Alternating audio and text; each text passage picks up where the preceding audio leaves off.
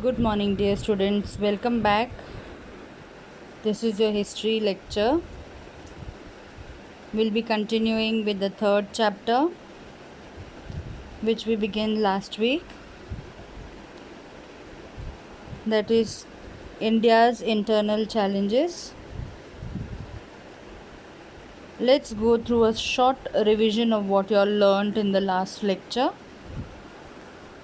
We began the lesson by understanding that there was the unrest in Punjab and the Sikh community demanded for Khalistan, that is independent state for the Sikhs, because of which there was so much of unrest, and then the government had to carry the Operation Blue Star in Amritsar in Golden Temple. We also saw the first Prime Minister of India took the lead in bringing the tribes living in these areas of the northeast India of the country and started giving them much more attention. Then we saw Mizoram, Lal Denga, how he came forward, and Mizoram was given the status of a full-fledged state. Now children, let's move ahead with the next topic, that is Nagaland. The Naga tribe in northeast India is known as a martial tribe. The Naga tribe has settled in eastern Himalayas. So you can see in the map on the screen, the Naga hills border areas of Assam and Myanmar. In 1946, some educated Naga youth established an organization called Naga National Council, that is the NNC, Naga National Council. Later, they made a demand for an independent state of Nagaland. Same like previous states, even these NNCs started demanding for a separate state of Nagaland. They were led by Angami Zapu Fizo. See, his photo is on the screen. In 1954, the Naga National Council announced the establishment of Independent Federation of Nagaland. In 1955, skirmish happened between local Nagas and the soldiers of the Assam Rifles. Military action was taken to suppress this skirmish. Now, what do you mean by skirmish, children?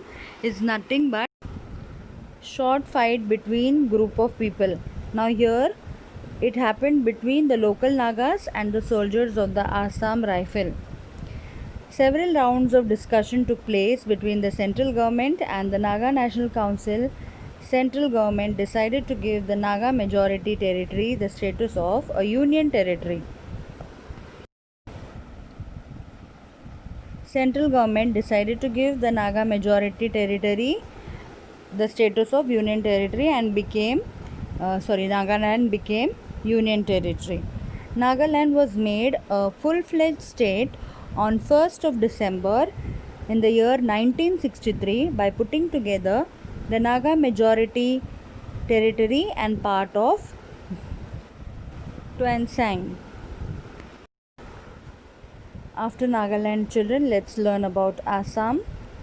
In 1983, there was an intense agitation staged by All Assam Students Union and Assam Gana Sangram Parishad over the question of the dominance in Assam of Bengali migrants. In 1985, Prime Minister Rajiv Gandhi, Central Home Minister Shankar Rao Chauhan, and the Assami leader Prafulla Kumar Mahanto signed an accord.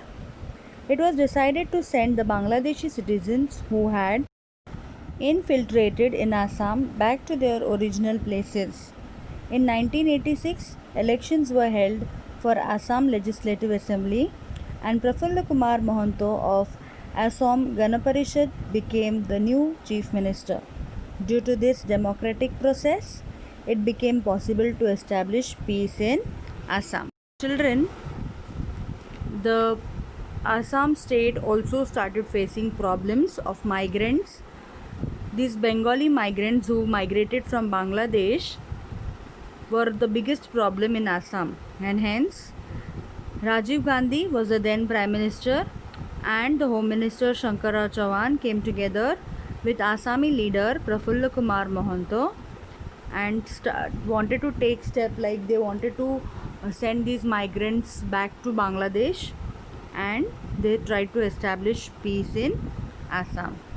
Now coming ahead, next is Arunachal Pradesh. In 1954, NEFA was created, that is the Northeast Frontier Agency. In 1972, it began to be called as Arunachal Pradesh, that is the region of the rising sun. Arunachal is known as the region of the rising sun. On 20th of February 1987, it got the status of a constituent state. During this period from 1960 to 2000, Northeast India had progressed towards a more mature democracy. This area is on the path of progress through industrialization, spread of education, etc. Arunachal Pradesh got the status of constituent state. Now children, what do you mean by constituent state? It means sovereign state which has all powers of themselves, like jurisdiction, etc. The regional jurisdiction is carried out by them, so they become a sovereign state. And not only that, they also, the areas of these Arunachal Pradesh were on the path of progress because of industrialization. Lot of industries came up, and then there was a spread of education. Now education is what you can say is the base of any development. Hence after the spread of education, you can see that there was a mature democracy, and hence Arunachal Pradesh also progressed. Next, we heard about in the introduction Naxalism. Now what is Naxalism? The Naxal names comes from the village of Naxalbari in West Bengal, Indian state of West Bengal, where the movement originated. The Naxals are considered far left radical communists supportive of Maoist political sentiments and ideology. Their origin can be traced to the split in 1967 of the Communist Party of India, leading to the formation of Communist Party of India. Now children, this movement started at Naxalbari in Darjeeling district in West Bengal.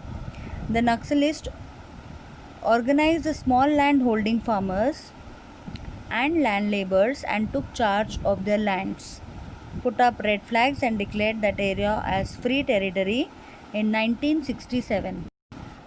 All those movements that took inspiration from this rebellion are called Naxalist movements. The movement had the objective of establishing action committees to raise a voice against the exploitation of the farmers by the landlords and confiscate their lands of the landlords and distribute it among the tenants. Later, the movement stayed away from its objective.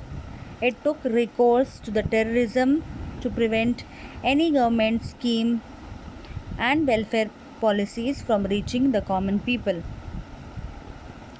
The Naxalites started a parallel system by rejecting the democratic system. This made Naxalism a serious challenge to India's internal security. So children, you can see that when this Naxalist movement started, they had their objective, a different objective, in favor of the farmers or the people against the landlords. Then later on, what they used to do is, they used to raise the voice against the exploitation of farmers by their landlords. And what they used to do is, they used to confiscate the land from the landlords and then again distribute it to the tenants.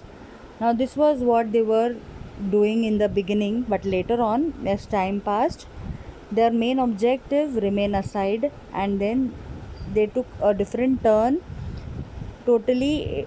Like it took from the objective, they changed their motive to prevent any of the government schemes which the government launched and the welfare policies which were launched by the government for the common people. They tried that these government policies and welfare policies should not reach to the common people. So this was what was going on. Now this became a serious issue later on, and the government had to face this challenge. Now this was one of Naxalism. Now even today in some states we find that Naxalism is still prevailing, and that is a serious issue. Now the movement was mainly located in West Bengal. Now see children, on the screen you can see the map. Yes, as I read out the places, just focus on the map. So the movement was mainly located in West Bengal. Later the movement spread to East Godavari in Andhra Pradesh, parts of Visakhapatnam, Karimnagar in Telangana, Adilabad, Bastar, Rajnandgaon and Sukma in Chhattisgarh, Gadchiroli, Bhandara and parts of Chandrapur in Maharashtra, Balaghat and Mandala in Madhya Pradesh, and Koraput in Odisha. In order to maintain their influences, the Naxalites established an organization called People's Liberation Guerrilla Army, that is PLGA. This conflict is still going on. As I told you, even now the government has to deal with this Naxalism. Now in many times you must have seen on the TV, also in the news channels, they show the Naxalism. The Naxalites have attacked in so and so place. In many of the states they are still located in the interiors, and they are going on with their activities which they do against the government, and hence the government finds it very difficult to establish their power and to make changes in the what you call, if there are some development schemes, etc. So all these things cannot be running smoothly, cannot be implemented smoothly when this Naxalism takes place. So children, we'll stop here for today. So today only Naxalism. In the next lesson we'll be learning about the next topic, that is communalism and regionalism. So these two topics are remaining, so we'll complete that later in the next lecture. For now we'll stop here. Go through the video thoroughly and join the link for your doubts. Thank you. Have a nice day.